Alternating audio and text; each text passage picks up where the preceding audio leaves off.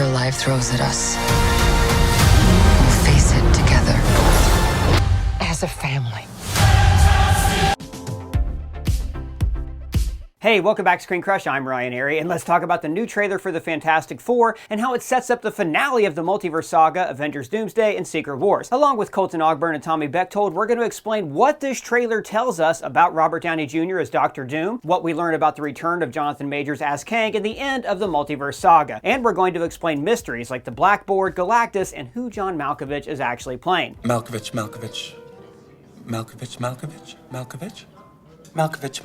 And I am so excited to show you guys two new designs for our merch store. We have this commemorative stamp for America's ass and the 8-bit cutscene where RPG Cap has two choices: ask if anyone wants out or hail Hydra. We're always dropping new deals and bundles in our store, so hit the link below to become a member so you don't miss out. So this movie has a very difficult job to do. First and foremost, it has to introduce us to these characters and set up a new film franchise. But this is also kicking off Phase 6. This begins the lead up to Avengers Secret Wars, just like how Captain America's Civil War began the setup for Avengers Endgame. So before we talk about theories and explain the Kang connection on this blackboard, let's talk about everything this movie has to set up. In the comics, there was a storyline called Time Runs Out, when the heroes knew their universe was colliding with other universes, and they had to choose either to destroy an entire universe or save their own. Their universe was threatened by incursions, as Reed Richards explains here. An incursion occurs when the boundary between two universes erodes and they collide, destroying one or both entirely. So this led to Dr. Doom salvaging the multiverse by creating Battleworld, a composition of different realities which he ruled as God Emperor Doom. Then, in Secret Wars, Reed and the other multiversal heroes take him down. I'm summing up a lot, but that's the gist of it. So that's the story that we're going to see adapted that kicks off with Fantastic Four First Steps. Phase 6 of the MCU has 4 films: Fantastic Four, an untitled Spider-Man film, and the 2 Avengers films. Now the Spider-Man film is rumored to take place on Battleworld and feature the different Spider-Men from the multiverse like we saw in Spider-Man No Way Home. And there are technically 4 shows in this phase: Eyes of Wakanda, Marvel Zombies, Wonder Man, and Vision Quest. Vision Quest is likely the only show that is going to have a huge impact on the Multiverse Saga because it's probably going to tee up the return of Wanda Maximoff. So Fantastic Four has to be key to the Multiverse Saga. Time is literally running out here, people. Now in the trailer, they teased a few mysteries. We see Reed drawing wormholes on a blackboard. And as we talked about in our Easter egg video in Loki Season 1, we saw the black holes can be gateways to different realities. So I think that this is Reed discovering multiversal travel. Or maybe, as we theorize, Galactus and the Silver Surfer are multiversal travelers. What do you mean? Well, in the comics, Galactus eats planets, but we think for the Multiverse Saga, the Silver Surfer is going to travel the multiverse, find suitable universes for her master to eat, and then summon him to devour that universe. In other words, the Surfer has now arrived in Reed's universe and time is running out. Now, this is where it gets interesting and where all of the different projects coming out of this year are going to start to really come together. Well, that's it. I'm gonna die alone. No, you won't. You're gonna be fine. I kinda think you will, buddy. Well, I just met this great girl, but I gotta get her the perfect Valentine's Day present or she's gonna think I'm some basic loser. All right, well, first of all, man, that is really high stakes. But if you want to get her something beautiful, creative, and unique and original, just get her some jewelry from Holzkern. They make unique items from natural materials like wood, peacock feathers, stone, and many more. For instance, you could get her this ring. It's called the Zendela, and it's made from gold and nacre. Or check out these beautiful ocean foam earrings made from freshwater pearl and gold. Even my watch is made by Holzkern. It's called Askja, and it's made from walnut with a marble face. See guys, what I love about Holzkern is that you cannot find these items anywhere else. So it is a truly unique gift for the person you love. From their workshop in Vienna, they make everything in small quantities to ensure high quality, and all of their wood is FSC certified. Oh, actually, those would be perfect gifts for Valentine's Day. Well, then you have to act fast because orders placed before the 7th are guaranteed to be delivered before Valentine's Day. If you use our discount code ScreenCrush15 and click the link in the description, you'll get 15% off plus a free gift bag. This is a great deal that you don't want to miss. Hey, is it okay to get her rings and earrings? Because, you know, you don't got fingers or ears. Oh, no, she's not a puppet, so it's all good. You live a strange life, my friend. So again, click the link below to get 15% off your Holzkern order. These make great gifts for Valentine's Day or any occasion for men and women. Now, back to what I was was saying. So now let's talk about Doctor Doom and what we know so far. Now in the comics, Doom is a genius, sorcerer, supervillain monarch, and the archenemy of Reed Richards. But in the MCU, he's going to be played by Robert Downey Jr., so he's likely a variant of Tony Stark. Now, this is a huge deviation from the comics that has left fans confused and maybe a little apathetic. See, Downey is not confirmed to be in First Steps, but we did get a photo of someone under a blanket being escorted to the set of the movie. This could be him secretly being escorted to the set of this film. Now, I also think it's interesting that John Malkovich's character name has not been revealed. Now, we've pointed out in our Easter egg video how he looks like the early days FF villain, the Red Ghost, but he could also be Doom's Latvian servant, Boris. So maybe this Tony variant really is Doctor Doom, and he is from this universe. Maybe he is old rivals with Reed Richards. Or maybe they're just going to show Doom in a post-credits tease that sets him up as the new big bad of the Multiverse Saga. I also wouldn't be surprised if the Fantastic Four travel the multiverse at the end of this film. What if they lose against Galactus and their universe is destroyed, and then they barely escape into the 616 reality? That would be a huge downer of an ending, but it would also set up a new combined universe that would be established at the end of Secret Wars. You'll remember that all through phases 4 and 5, Jonathan Majors' Kang the Conqueror was set up to be the new Thanos, with the tease that there was even an infinite amount of him. But following the tepid box office of Quantumania and Major's assault conviction, Marvel decided to dump Kang in favor of Doctor Doom. However, there are rumors right now that Marvel is courting Jonathan Majors to return to the MCU for one last part to wrap up his character's arc. Now, I have a theory on how that can happen that I'll talk about a little bit later. So that's everything we need to know so far, but the trailer also does a great job of teeing up all of these mysteries, not just on this film, but how it's going to connect to the rest of the Multiverse Saga and set us up for the next Endgame. So I'm really happy to be joined here by two of the best. We have Tommy Bechtold and Colton Ogburn, who's trapped in our television but doesn't know it, so please don't tell him. Tommy, first off, I want to know, what are your thoughts on this trailer? This is my flavor of teaser trailer. I want to be introduced to the world that this movie takes place in without having major moments spoiled for me. And, you know, maybe I'm not eagle-eyed like the rest, but I felt immersed in this Mad Men meets Jetsons world. I thought that tone was completely nailed. I'm excited. I love the way the costumes look. I love the way Ben Grimm looks. That, to me, was a home run. The fact that him reacting to himself before he had transformed into the Thing, and he's emoting through this rock face is truly remarkable, and it feels way less robotic and servo motors like, you know, the Roger Corman Fantastic Four famously had the eyebrows that were moved by little servo motors. It's like, the way it's, how far we've come in 30 years. I loved it. I think this movie is going to be a costume and production design Oscar contender. I think they absolutely nailed it. Although that Roger Corman film did set us up for one of my favorite jokes in Arrested Development, where Tobias is playing the Thing and he comes home and says to his daughter, "Honey, help Daddy get his rocks off." When he tries to. But anyways, Colton, what were your thoughts on the trailer? Oh, I loved it, man. I said this earlier, and I know I might get kicked out of the chat here, but I'm more excited for this than even Superman. Don't they come out like the same month? They both come out in July, I love right? that.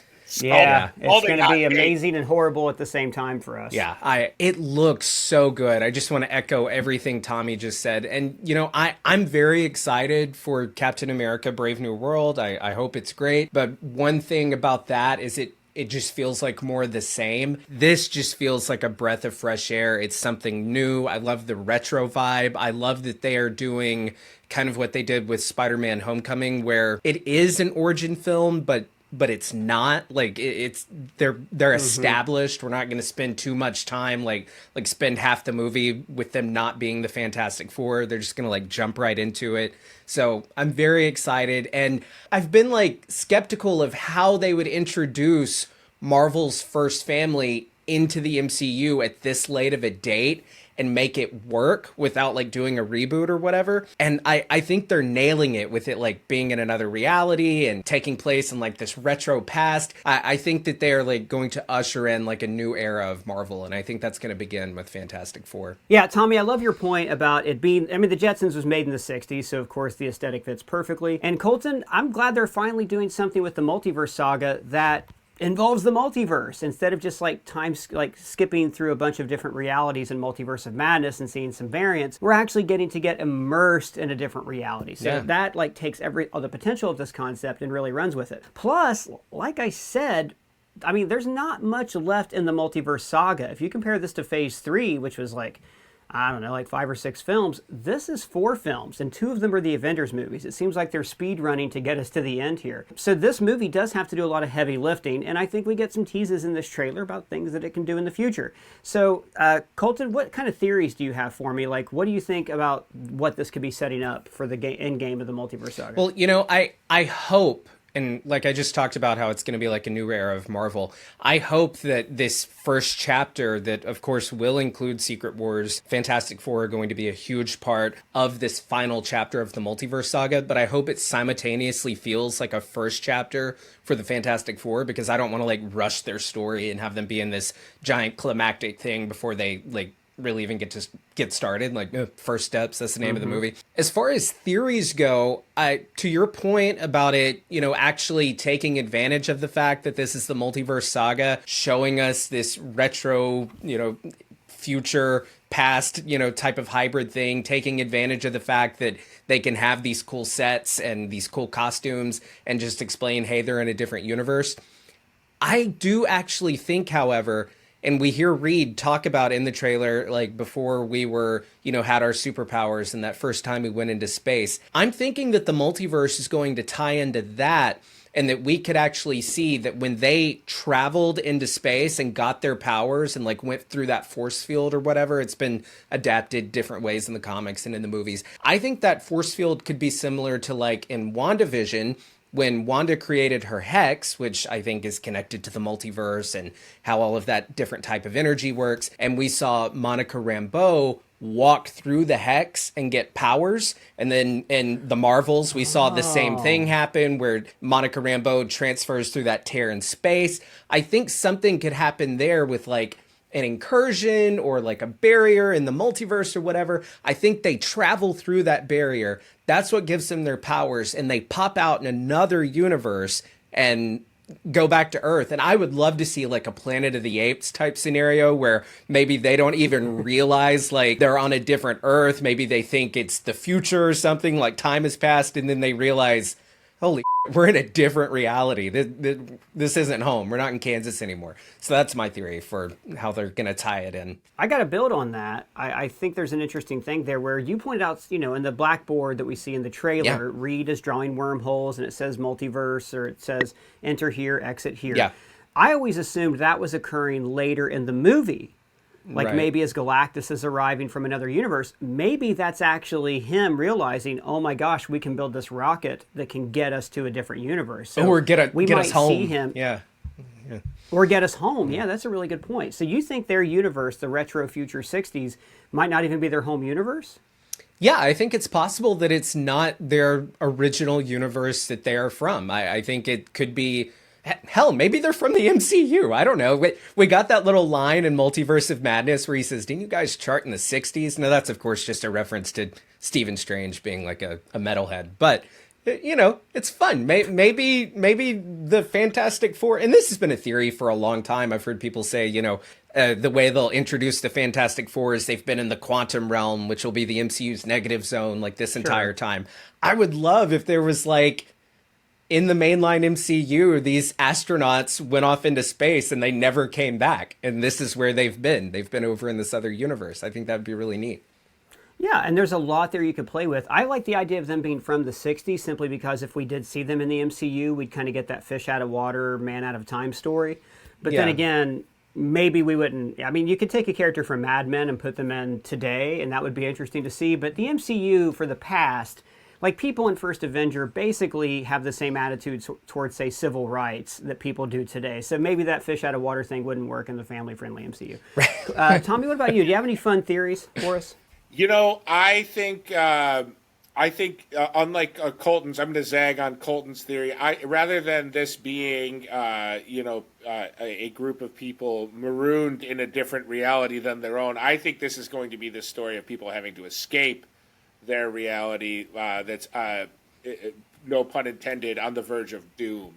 I think that they're going to need to figure out a way to escape and end up in our MCU as means of survival. And I wonder if that will be as an exploratory mission at first in an effort to maybe bring more people from their universe, more survivors over, or if it will just literally be like, the four of us are getting out of here, and the rest is either going to be devoured by Galactus or destroyed by an incursion.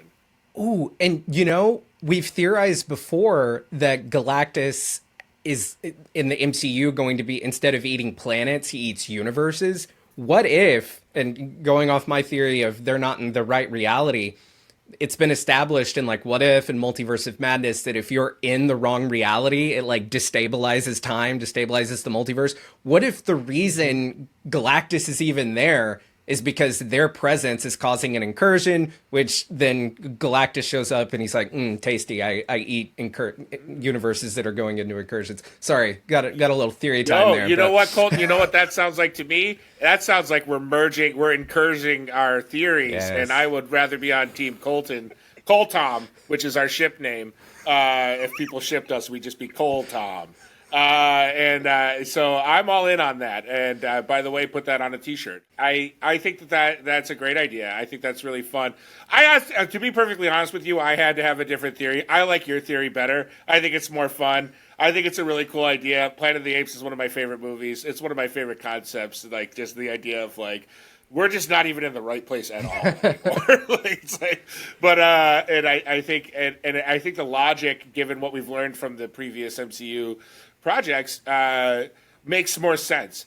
I will say, to go back to what we said at the beginning, this feels fresh and new, but it also, to me, the tone of this movie and the way that it's been presented in the trailer reminds me of the first Iron Man movie and the first Captain America movie, in the sense that we did get there. They were really only around for one movie before the first Avengers movie, right? Like, we got Iron Man, we got Captain America, we got Thor, and we got the Hulk, and then we got the Avengers. Yeah. So it's like, I'm not as worried about Fantastic Four debuting in a movie, maybe making one more appearance, and then suddenly being in an Avengers movie, to me, because I think this, to me, feels capable. The teaser trailer, the world that's been built, feels... It is something we have not seen before, but I guess the excitement and the freshness of it harkens back to the very early days of the MCU to me. I got that feeling watching this teaser trailer that I haven't really felt since maybe the first Avenger trailer. And it really would set them up for like the golden age of the MCU, which was like Age of Ultron and Phase 2, and how Phase 1 set them up so well. Secret Wars and then participating in that could really set the Fantastic Four up for a super successful sequel and future crossover films and stuff. Yeah. Well, but Colton, you bring up a good point, and that is, with Avengers, it was a coalescing movie that then set everybody up to go to their own separate areas. This is the first movie we've seen that is completely set in a different universe. So if this movie is set in a different universe, and then if the multiverse is erased and rebooted in Secret Wars, then basically, I think on paper, this is what it looks like, that this universe is set up and that this universe is going to be erased, and then post-Secret Wars, this universe will be merged with the next one, which means that their sequel, maybe a lot of the same people will be there, but they'll be, and maybe their memories will be erased, who knows, but they'll be entering into that movie with a much different outlook than, say, Steve did at the start of The Winter Soldier. Their outlook will be, well, no, it's kind of the same. Everybody I know is dead. Yeah. Which is exactly like Steve in The Winter Soldier. I was going to actually you and be like, actually Deadpool and Wolverine's a different universe, but then you went on to make a really great point. So sorry, I kind of stepped down. No, sorry. You're right. It technically was. It technically was in a different universe. You're right, but who cares? We're talking about like a universe we've never seen before. Yes, I know exactly what you mean. Yes. Yeah. Now, you guys have outlined like some decent theories here, but for me, in our live shows, every live show we've done, I have said, what do you guys think about Robert Downey Jr., Dr. Doom? Colton, what's the response every single time at our shows? Exactly. It is a resounding meh. And I think it's partially because it feels like a desperation move. It feels like flop sweat. I'm coming around to being cautiously optimistic. But if you're going to talk about Dr. Doom is intrinsically tied to Reed Richards. They're two sides of the same coin. Now, maybe they're changing that to Dr. Doom is intrinsically tied to Tony Stark. I don't know. But where do you guys see Tony Stark / Robert Downey Jr. / Dr. Doom variant or from this universe? Where is he going to fit into this story, if he fits at all? Well, I've said before that I would really like in this movie. And I mean, Jesus, it's Fantastic Four. I think there's going to be a Doom cameo. There has never been a Fantastic Four movie that didn't feature Doctor Doom. I think we're going to see him at least in a post-credit scene. But Ryan, I can't remember if I came up with this or if you came up with it, but we've talked about it a lot. I would love a scene where, like, early in the movie, we see like a mantle with like different pictures and stuff of the Fantastic Four, and we see like a framed picture of Reed and then somebody with their arm around him, but like the picture is obscured by like a vase and we can't see who it is. And then at the end of the movie, we pan and see that same picture and it's RDJ, it's Doctor Doom. I think that would be awesome. Yeah, So, that was your theory. That's a lot of fun. Yeah. yeah. Colton, are you suggesting they pull a Three Ninjas and then reveal in the photo that Snyder, the bad guy, was best friends with their grandfather the whole time when they were younger? Exactly. Former business partners. See, I was thinking X-Men 97 when we see Bastion alongside Forge in a photo. But Three Ninjas is an amazingly deep cut. Where's my Three Ninjas breakdown at, Tommy? So Yeah, it's on its way, guys. I've been rewatching them. there was this shot of like somebody with a blanket on their head being escorted on and off the set, which, you know, Robert Downey Jr. famously entered as Doctor Doom to Comic-Con in plain sight. Nobody saw him. I think it's a post-credit scene, honestly. And Colton, you mentioned there hasn't been a Fantastic Four movie without Doctor Doom. I'm glad he's not the villain of this movie. Oh, 100%. I think the filmmakers got lazy and they relied on him. Like Magneto did not need to be in every X-Men movie. He's not a member of the X-Men. You know, it's a different thing. So I hope it opens them up to do other things in other movies. But that being said, Tommy, where the hell are you standing on this, and how's this going to fit in? Like, they can't just not have Doom connected to the Fantastic Four, can they? No, I think he has to be connected. They're not saying boo; they're saying do. To this casting we've been mishearing announcement. them. Right. It's a very common mistake. I'm with you all the way. I do not need a heavily involved Doctor Doom storyline in this movie at all. I would like to see him in a post-credit scene. I think that perhaps this Doctor Doom can be the bridge to returning or introducing the Richards family into the 616 or main MCU universe. I feel like maybe perhaps he's already traveled from this universe to the main MCU timeline, and he's can be kind of a maybe they do start out in an allied kind of position. I don't know if they're going to go with the college storyline where Reed Richards and Victor Von Doom were like college friends, and you know things went squirrely there. So I know that you had mentioned Boris and that character's connection. I feel I am of the school of thought that this Victor Von Doom is going to be a Tony Stark variant and behave like Tony Stark, and I think that is going to make the function of if John Malkovich is playing Boris, which to me that makes a lot of sense. He's going to have to bring on the heavy Latverian influences here. So because if we're going to get like a quippy Doctor Doom that's kind of like I'm bringing the party to you, I'm bringing the doom to you, then I think we're going to need a very stoic kind of almost a puppet master Boris-like character. You know, in the comics, he was constantly kind of just like acting as a surrogate for Victor Von Doom over the many times that he would fake his death. It'd be like Boris would just kind of handle the Doom bots and whatever. So I would like to see maybe the beginning of a chess match at the end of the movie. Perhaps we see Reed Richards. Maybe there's that kind of a shadow villain in the movie throughout that's like, kind of lurking behind the scenes that is revealed in a post-credit scene to be Victor Von Doom. And the conduit and the introduction of that in the film is through John Malkovich as this Boris character. Well, let me lay out a couple facts and theories here for you. So in Multiverse of Madness, we saw that there are universes where Reed Richards exists in modern day. So the reverse could be true. There are universes where Tony Stark / Doctor Doom does not exist in modern day and instead exists in the 1960s retro future Jetsons world, right? So if that's the case, then Doom could be from this universe. They might even set something up where, let's say Malkovich is playing Boris, there's the Latverian influence, and maybe Doom I don't think he was on their flight, but maybe Doom's been missing for years. They mention him, I hope Victor never comes back, that kind of thing, because he's been out in the multiverse slaughtering Kangs or whatever. So it could be that the end credit scene could just be the return of Doom. And we could, Colton, see, the reveal's already there, but we could see that, oh my God, they were best friends kind of thing. I mean, I doubt if they cast John Malkovich just to set up for Doctor Doom, especially since I think this movie was being developed before the Downey announcement, but it's hard to tell because they do a lot of things on the fly at Marvel Studios.